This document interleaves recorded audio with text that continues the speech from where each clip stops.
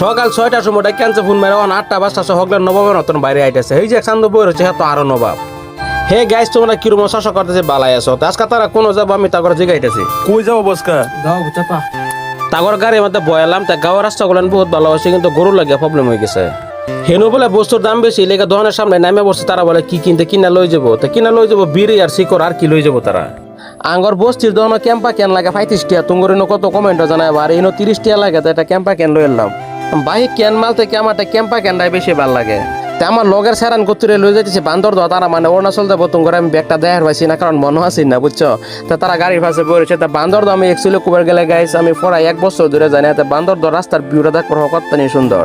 আমি যে সময় অরুণাচল গেছিলাম এই সময় গেটটা এরম আছি না গেট বেলা করে মাসি না চেঞ্জ হয়ে গেছে। তাই আমি লালু গায়ে বসছি হ্যাঁ মারা করেছে ঠাস করে তোমার ফাইলাম সিগারেটটা খাওয়াইলাম কি আর করাম সিগারেটটা খাওয়াই দিলাম। কারণ ভাই সাপোর্ট করতেছে তো না পুরা না পুরা সাপোর্ট করতেছি।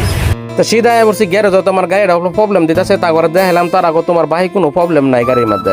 তো আজকে ব্লগটা যদি ভালো লাগে তো একটা ফলো একটা লাইক একটা কমেন্ট একটা শেয়ার করে দিবা।